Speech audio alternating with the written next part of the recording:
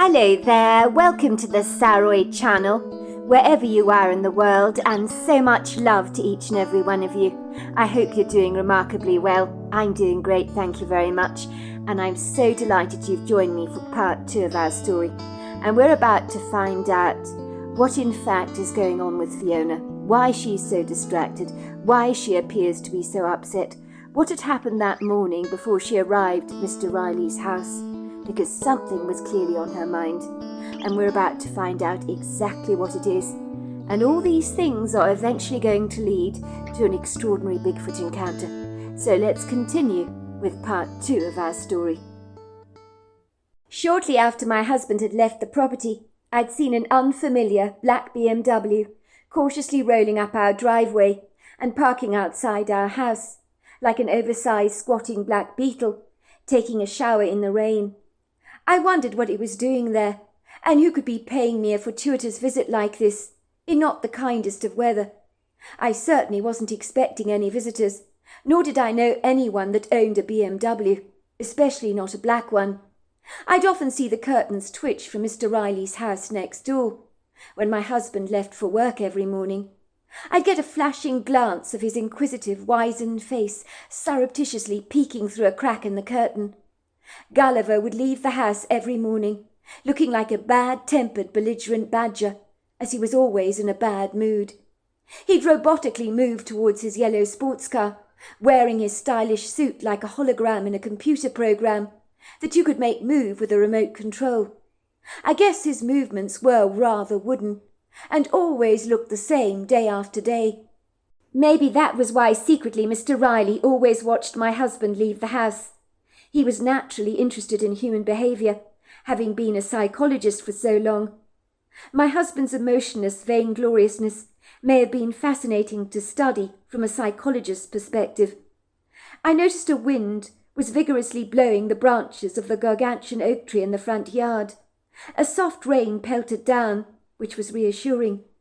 I stared out of the kitchen window rather blankly, washing my husband's breakfast dishes in the sink, and getting my rubber gloves covered in warm, soapy suds.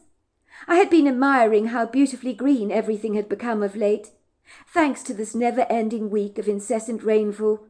But now intruding on the view was this black BMW, parked in my driveway, while the driver remained seated in the car.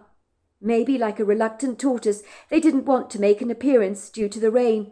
Good luck to them in that, because I doubted the rain would subside. I promptly pulled off my rubber gloves and pondered to myself who could be paying me a visit at this early time of the morning. It was not even 8 o'clock yet on my kitchen clock. All I could hear was the ticking of the clock, as once my husband left the premises, the house became unusually quiet.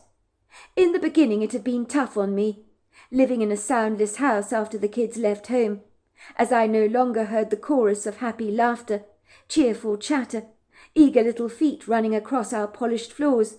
So sometimes I felt terribly alone, as if I was living a somewhat remote, isolated or sequestered life, and I suppose to a degree I probably was.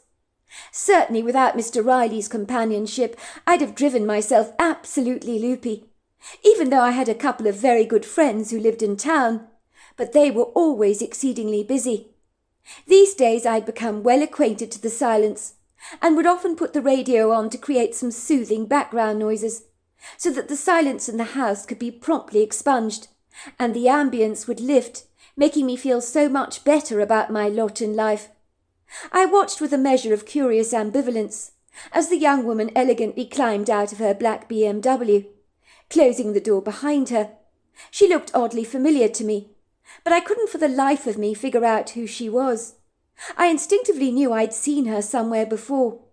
The attractive woman must have been in her early 30s, or thereabouts.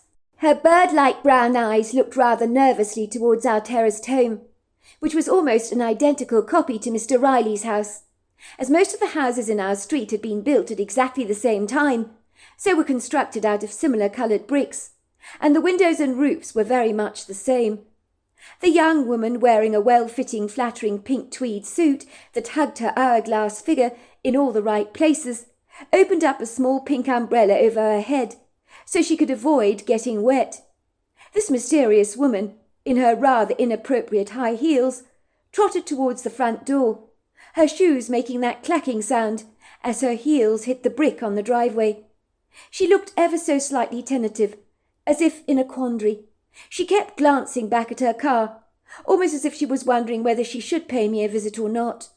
All of a sudden she hesitantly turned around, returning back to her BMW, shaking off the excess rain from her pink umbrella before closing it, and promptly got straight back into the front seat of her car, strapping herself in her safety belt. For a moment her car remained squatting on the driveway, almost as if the woman appeared to be watching our house and waiting for something. Suddenly her BMW spluttered back into life and began to purr contentedly, as if it had been resurrected from the dead. The woman drove away very slowly, with what seemed like a cautious, vacillating hesitancy. I thought that she'd got the wrong address, but moments later she reappeared like another snowdrop, very late in the season. This time her car noisily battered its way up our driveway in an ungainly, almost drunken swagger, and broke into a death rattle as it came to a grinding stop. If I had not heard her clanking approach, I certainly did now. Perhaps she wanted me to hear her. I couldn't be sure. This time the woman seemed indomitably determined. She climbed out of her car eagerly, whisking out her pink umbrella all over again, which she shot above her head into an open canopy to receive the rain. It was as if she had intransigently decided that nothing was going to stop her from sashaying towards our front door and ringing the doorbell. This time, come hell or high water, she was going to do it, even if it killed her. I wondered if this woman was a nervous saleslady of some kind that was eager to sell me something, but had somehow been hit with a barrage of anxiety and was currently rehearsing her lines like an actress about why I simply must buy her product that she was selling. It wouldn't be the first time a salesperson had come to my door, trying to sell me an industrious strength Hoover, or a selection of garden products that apparently I simply could not live without. In my eagerness to find out exactly who she was, I hastily opened the front door, before the woman had a chance to run away again. I was worried she might do just that. On seeing me standing in the open doorway, the woman's face blushed a bright pink colour. "Hi there," she said somewhat reticently. "Are you Fiona Bonrennan by any chance? Have I got the right house?" I don't know why she asked me that question. I sensed she knew the answer all too well. I nodded. "That's right, I'm Fiona Bonrennan. How can I help you?" The woman looked rather uptight. She appeared to be trembling a little. She said demurely, "Do you mind awfully if I come in for a brief moment? I need a word with you. It won't take long, but I need to speak to you about a private, rather delicate matter." "No, of course not," I said to her, gesturing for her to enter my house. "I'm a receptionist at the offices where your husband works. My name is Heidi Esterhazen. I've been working at Kenner's for a good 5 years now, manning the reception desk there. So when you phone into the offices to speak to your husband, you'll usually get me answering your call, or you might get Barbara. So even if you don't recognize my voice, I've spoken to you often." "Oh, yes," I said, throwing my hand over my surprised mouth to cover up my gasp. I knew you from somewhere. I certainly recognize your distinctive voice. So you're Heidi. Of course I remember. Silly me. How could I forget?" Suddenly a memory of a woman in a glamorous, rather tight-fitting red evening dress that left little to the imagination flashed rudely into my mind. I could recall being grievously annoyed when my husband Gulliver couldn't keep his eyes off Heidi Esterhazen at that office Christmas party. Gulliver had looked at her with such admiration, as if she was a breathtaking work of art. I had been very jealous, for never once in our entire marriage had he ever looked at me like that. Now this woman who was a receptionist at Kenner's, where my husband worked, was in my house, for reasons unknown to me. And I didn't know what the hell she was doing here. Her unpremeditated presence in my house made me feel oddly uncomfortable. However, I do remember after talking to her at the office party, warming to her immediately. She was such a lovely lady. Intelligent, humorous, interesting. So much more than just a pretty face. I led Heidi rather somberly into my kitchen. She glanced around appreciatively as she took in my state-of-the-art cherrywood kitchen units and sweeping granite countertops that my husband had splurged on extravagantly in a moment of unparalleled generosity that I suspected was more for him than for me. "This kitchen is absolutely amazing," she said admiringly. "It must have set you back a fair sum. I've been wanting to do my kitchen up for ages and ages, but all the quotes I'm getting for the job are insanely pricey." "Thanks," I said. "You're right, putting in a new kitchen is never cheap, but I guess it's an investment as it increases the value of your home. Well, so I'm told." I ferreted around with the kettle, placing it on the hob while it boiled merrily away. I filled a couple of china mugs with a teaspoon of coffee granules and evaporated milk, and placed them on the granite island. I pulled out a tall cherrywood bar stool, gesturing for Heidi to take a seat, which she did so gratefully, refusing my offer for any sugar. At this point my heart was now booming in my chest.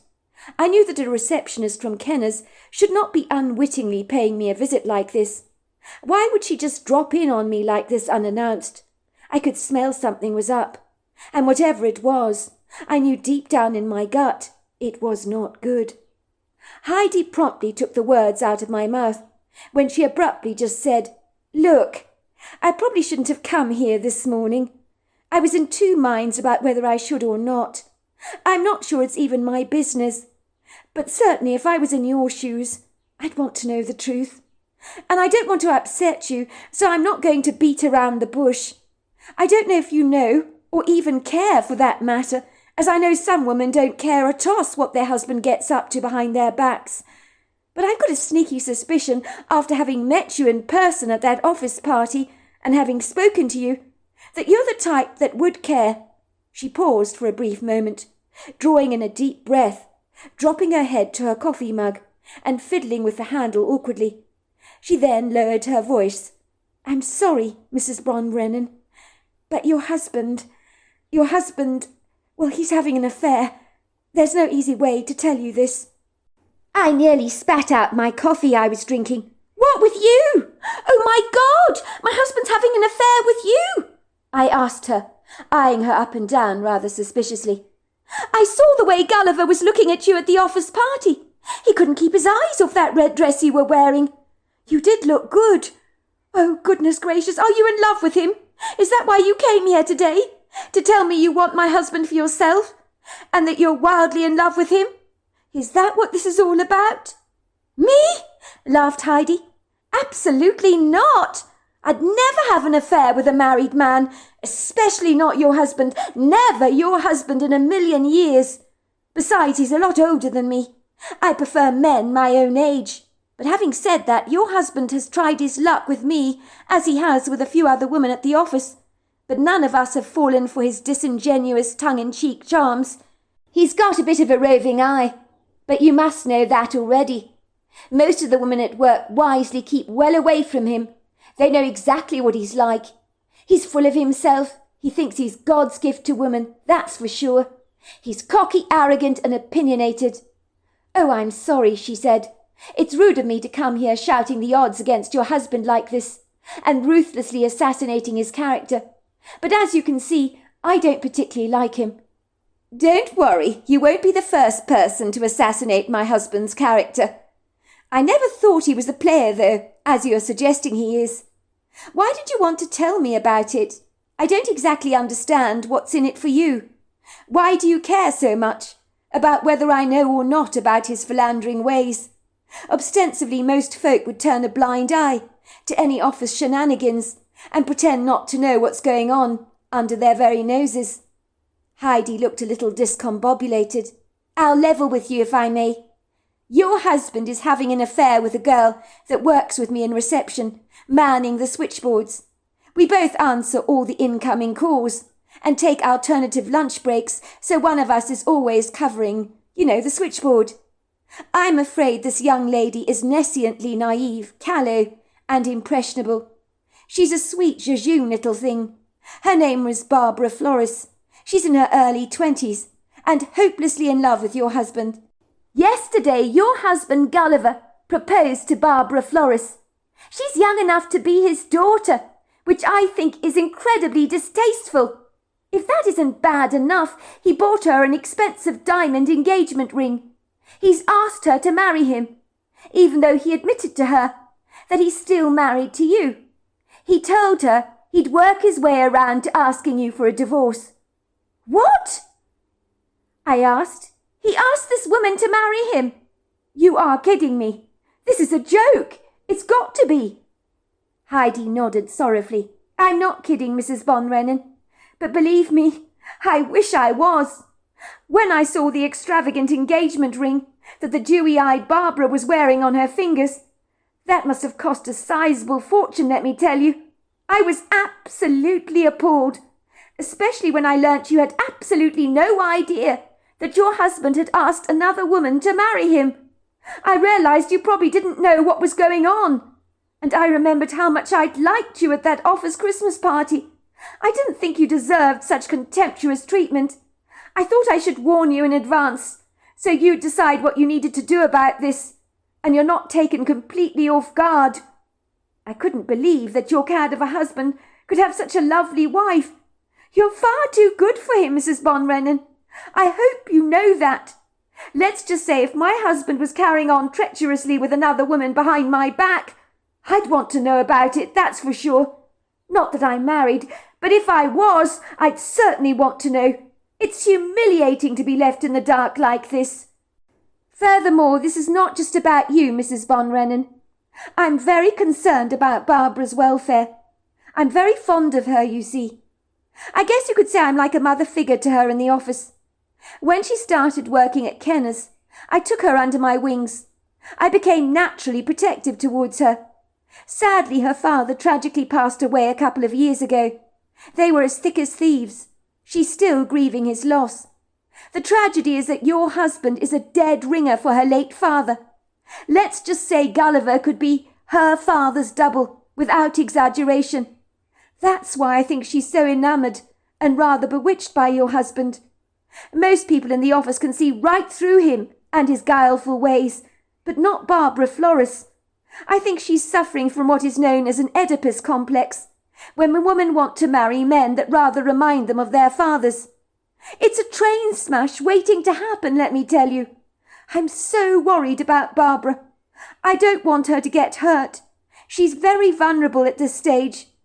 And she's been through so much grief, losing her dad like that. I've been warning her off Gulliver, telling her he's no good for her, but she rejects anything I say, claiming that they're madly in love with each other. My husband should know better, I said, finishing Heidi's sentence for her. Honestly, what is he thinking? I'm so sorry, Mrs. Von Rennen.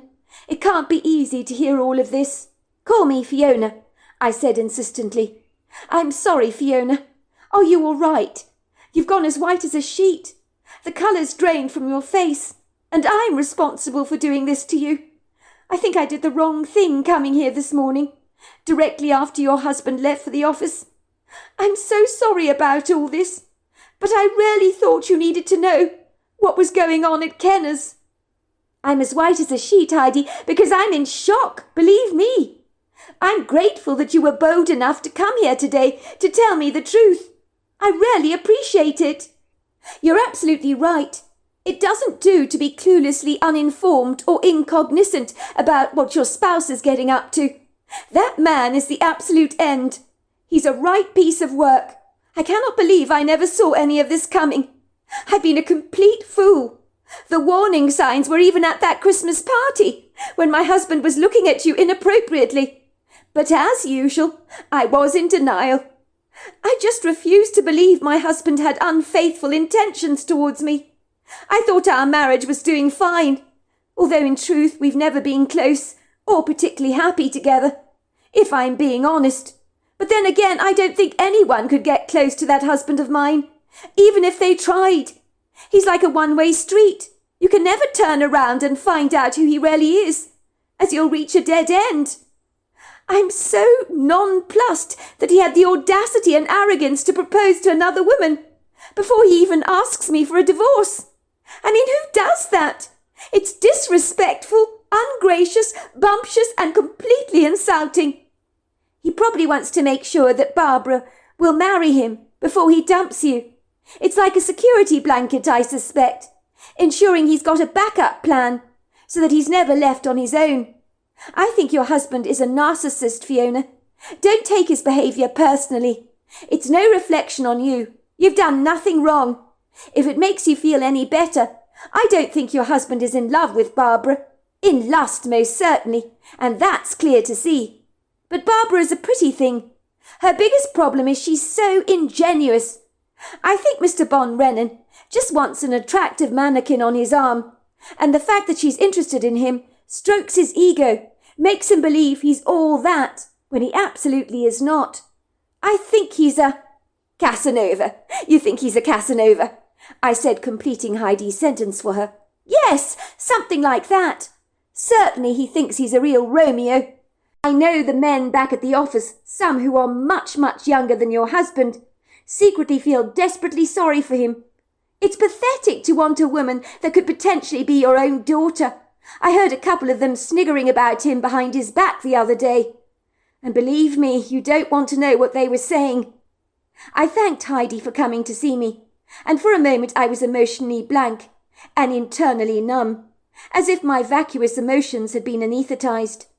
The rain unabashedly continued to pour down onto the entire neighbourhood, and looked unlikely to abate. With fumbling fingers I tried to send my husband a message on my cell, but I began to shake so much that it kept slipping through my fingers, my cell phone I mean, as I pressed the wrong keys all the time. I finally managed to tame my trembling fingers and punch in the words, "I know about you and Barbara." I clicked send. It must have been about 30 minutes later that my husband's yellow sports car predictably rolled up the drive. My husband climbed out of his car and slammed the car door behind him, and marching indignantly towards our terraced house in the pouring rain, looking like he had a fly he seriously wanted to swat and to exterminate, and that fly was me. In truth, I wanted to run and take cover from him. He looked as manic as a belligerent young male elephant in musk, and promptly stormed through the house like a capricious raging tornado. His leather shoes boomed across our wooden floorboards, so that everything rattled and shook rather precariously, and I became worried about my display of Wedgwood plates on the dresser, that they would come crashing down to the ground. Suffice to say, he did not even have the decency to look remotely repentant about his recent indiscretions.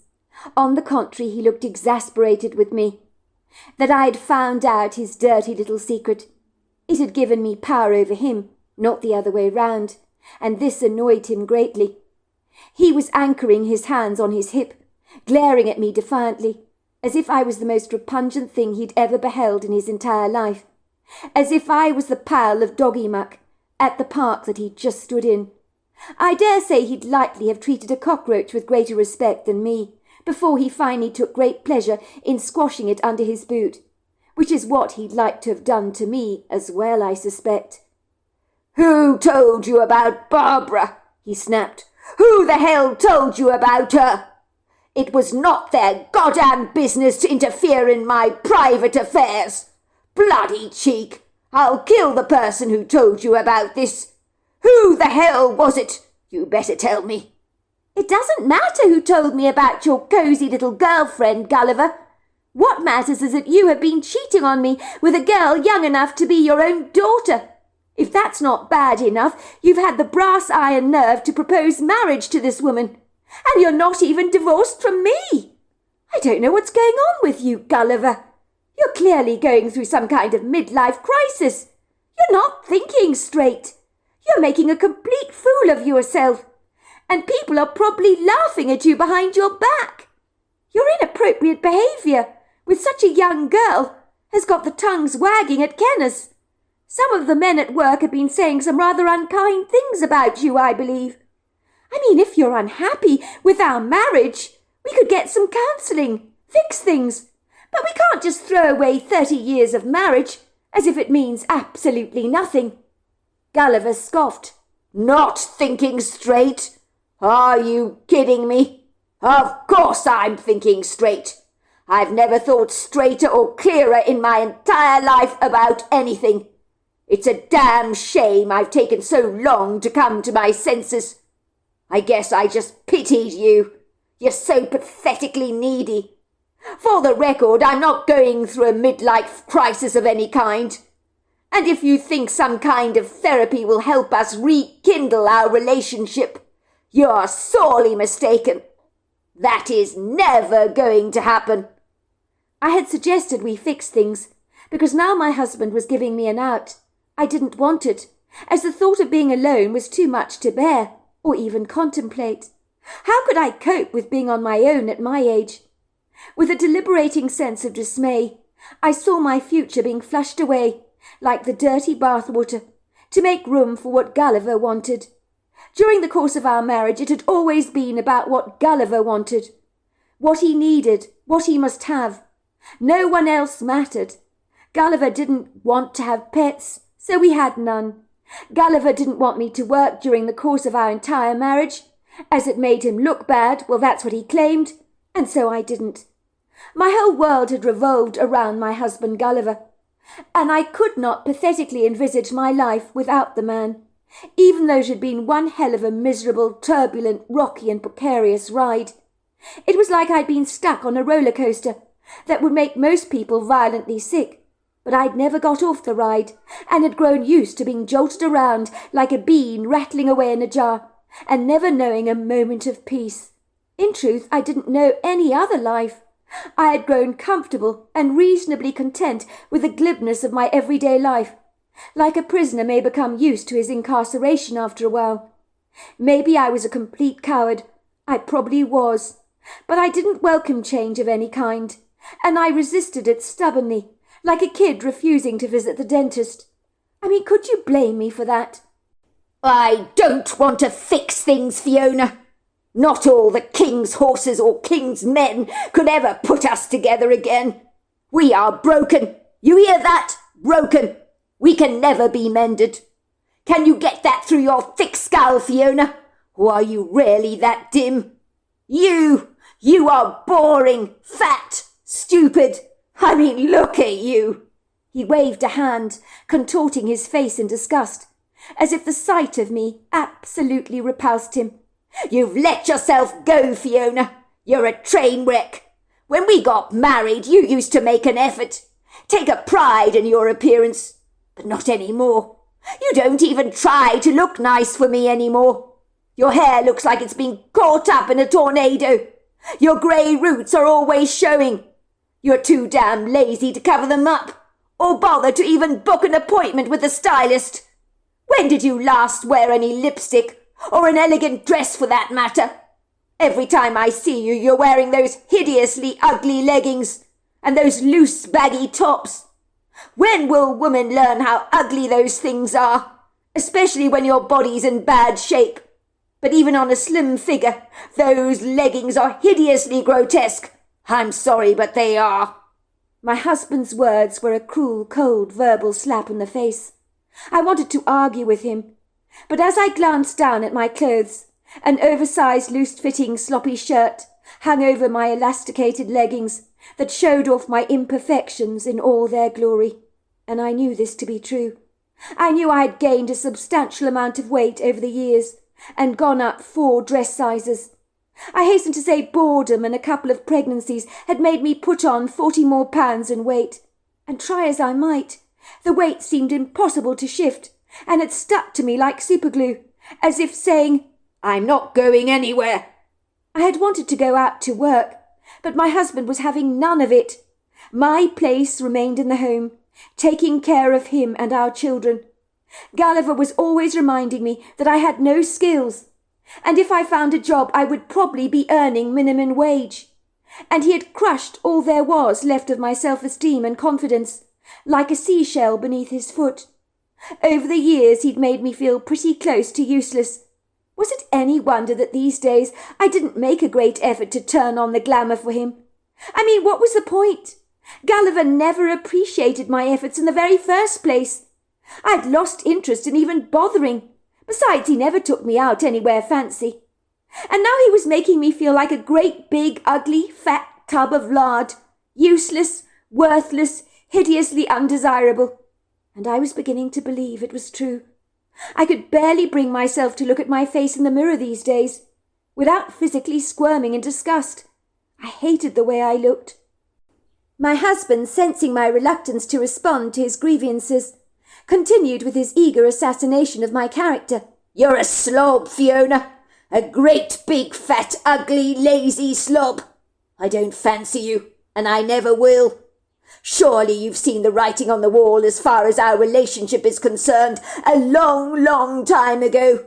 If you must know, the very sight of your body turns me off. That's why I never touch you these days. The cruelty of my husband's unkind words stole my breath away from me. The level of meanness directed towards me threw me off my perch. Where did all the vindictive hating and spite come from? What had I ever done to deserve to be spoken to like this? I could feel a rebellious rage within me rise up through my chest. How dare my husband address me in this condescending, cruel way? How dare he belittle and patronize me like this? I was not going to put up with being trashed like this. So you think you're all that, do you? I said, determined to give him a jab where it really hurt. Take a long, hard look at yourself, Gulliver, in the mirror. You're getting old. Sorry, it's true. The wrinkles are clear to see on your face. You have a receding hairline, don't you? And what's left of your hair has turned grey. So before you're so quick to point a finger at me, you're no Adonis yourself, and I can assure you of that.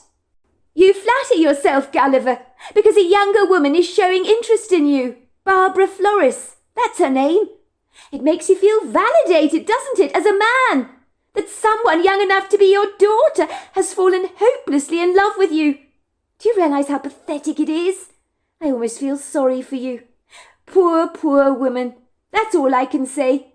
Do you realise Barbara Flores is only in love with you because you're a dead ringer for her father, which makes your relationship with her all the more tragic.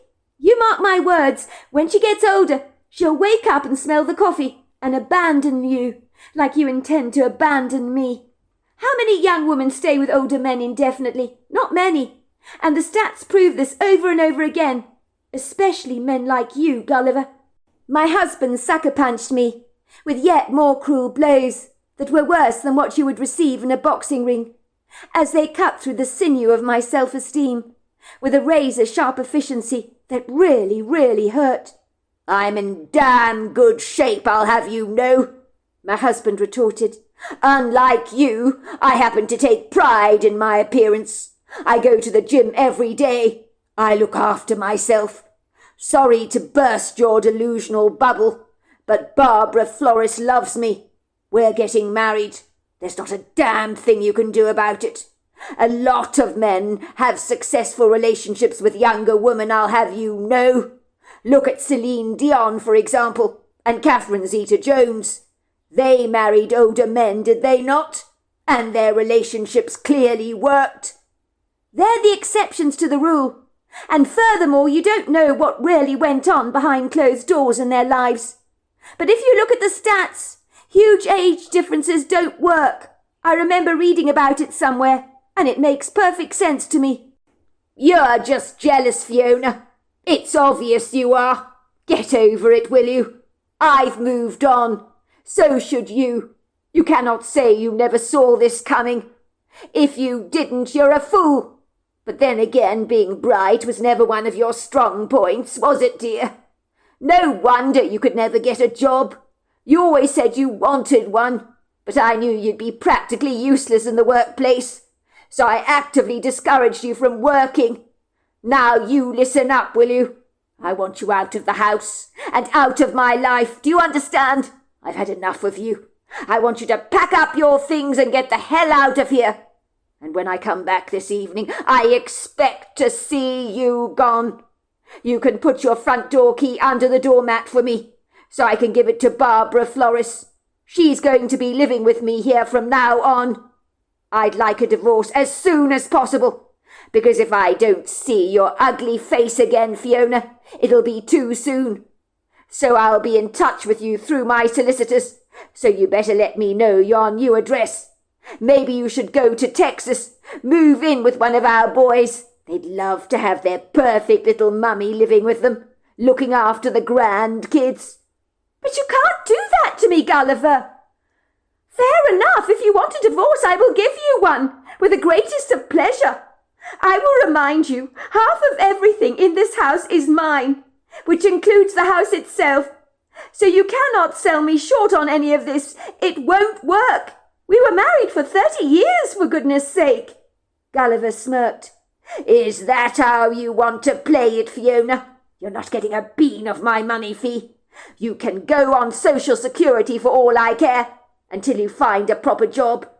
If you're capable of keeping one, that is.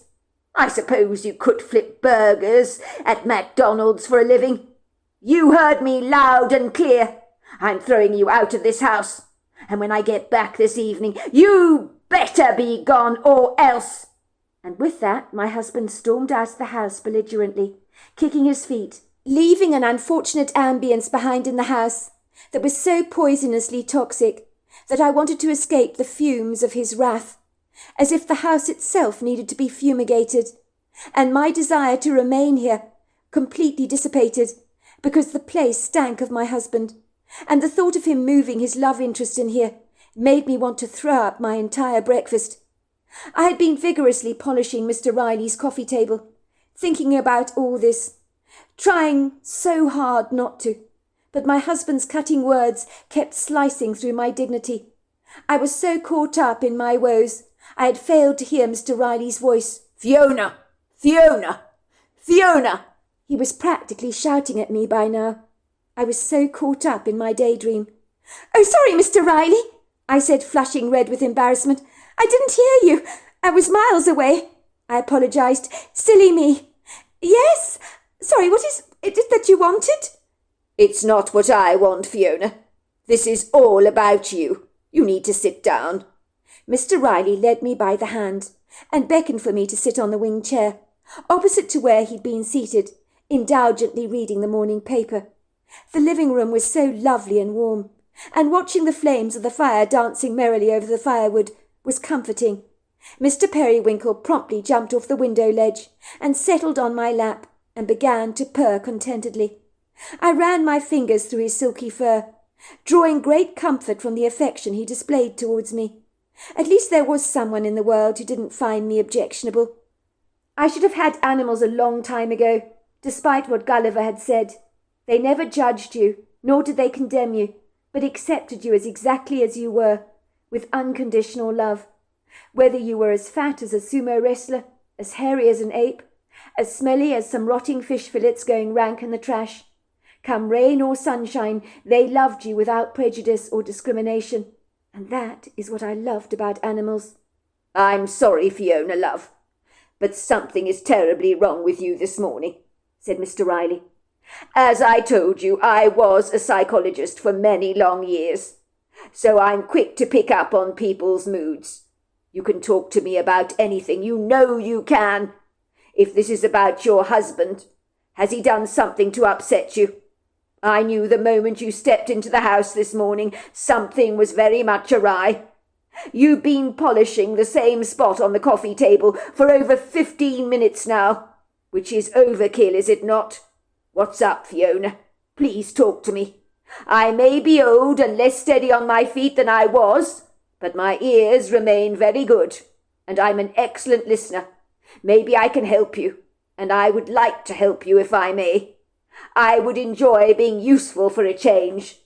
That would please me greatly. So go on, tell me what's going on." Mr. Riley's kindness opened up the floodgates of my despair. The tears came rolling down my cheeks, and I unapologetically began to blubber as the roof of my world collapsed in on me, and I felt as if I was buried under piles and piles of rubble in a landfill site or something like that, and that all the breath had been sucked right out of me. Why was my life such a dreadful mess? I should have left Gulliver a long time ago if I'd known what was good for me, but I'd never had the courage to do it.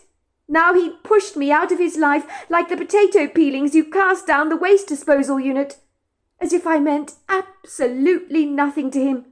There, said Mr. Riley kindly, offering me a box of tissues so that I could blow my nose and wipe away my tears. "Nothing is ever that bad, Fiona. Let it out, will you? Crying is good for you. It's never a good idea to hold on to grief. It can eat away at your soul like nothing I know. Now tell me what happened to cause you so much distress." "Isn't it obvious?" I said, my eyes filling with tears. My husband wants a divorce. He's fallen in love with somebody else." "Your husband wants a divorce?" said Mr. Riley, looking quite startled by this revelation. "He wants a divorce, does he? He needs his head examining. The man is lucky to have a woman like you. What on earth is he thinking? Does he need his head looking at? Or does he need to go for a brain scan, perhaps?" "He says I'm fat and ugly and I'm stupid. And he says I'm boring. He wants to exchange me for a younger, prettier model that's as thin as a beanpole, I suspect, who dresses prettily and goes to the stylist as regular as clockwork, and probably lives on celery, for all I know." "Does he now?" said Mr. Riley, unable to disguise the disgust that had implanted itself on his face. "Personally, I wouldn't describe him as having a riveting personality, would you? He's got as much charm as a rattlesnake. I see him leaving for work every morning in that yellow, swanky sports car of his. And do you know what I always think, Fiona?" "No. What do you think?" I asked. "I think to myself, it's a good job he's got a yellow sports car, as everything else about your husband is dull, like watching paint dry. So that flashy car makes him look a little bit more interesting, only a tiny bit more. You, on the other hand, Fiona, are funny, charming, beautiful, and a breath of fresh air. And you're certainly not fat. I always wondered when I watched your husband shooting off in his car like a rocket, what it was that he'd done to deserve someone as lovely as you. I could never work it out, especially after I met him in person, and saw the apathetic way he treated you and your children. It was shoddily deplorable. Even my wife said as much." "That's why the kids live in Texas, you see. They hate him. They couldn't get far enough away from him. To be fair, he hasn't time for them either. He said if he had fertilized another woman's eggs, then he'd have had superior children than what he had with me." "Did he now? He's obviously got a very high opinion of his sperm. I think it speaks volumes about his character that your own children want absolutely nothing to do with him. In my experience, children do not normally hold their parents in such scant disregard, although of course it does happen from time to time. Your adult children have very good reason to feel the way they do. Your husband has never been kind towards them, or to you for that matter, so he's reaping exactly what he sowed." "I used to be 40 pounds thinner, Mr. Riley. My husband likes the anorexic look in a woman. The thinner the better as far as he's concerned. He loves to see a woman's collarbones. He finds that very sexy. When I married him, I was like a beanpole, and he really liked that, you see. He found that incredibly attractive. And now, of course, I've just got so big. And he hates that. In those days, I just couldn't put on weight. I was the envy of so many, for that very reason. But after I had babies, they were born, and my metabolism just changed. I couldn't lose the weight. And he found the changes in me repugnant." "Well, I think you're lovely, Fiona, and I think you're being incredibly hard on yourself. Your self-esteem has taken a great big battering thanks to that man. Don't let him eat away at your confidence like a worm in an apple. So what if he wants a divorce? Give it to him. You're well rid of him if you ask me. If someone is willing to spit you out as if you're worthless, then they're undeserving of you. Don't you ever forget that. I can promise you this, my dear Fiona. Your husband will recognize the error of his ways after you get divorced from him. He'll likely come back begging you to take him back, especially when he realizes that nobody else wants him, and this young lady decides to kick him to the curb, and that's very likely to happen with the generation deficit between the two of them. so it's likely to come back to bite him. I saw it a lot in my practice, you know. People regretting their divorces. Sometimes people don't know how good they've got it until they lose it all, and then they realize what they allowed to slip through their fingers like grease. He's never loved me, Mr. Riley, so I doubt he will regret losing me. Men like him just don't care about anyone except themselves. Gulliver's always been like that.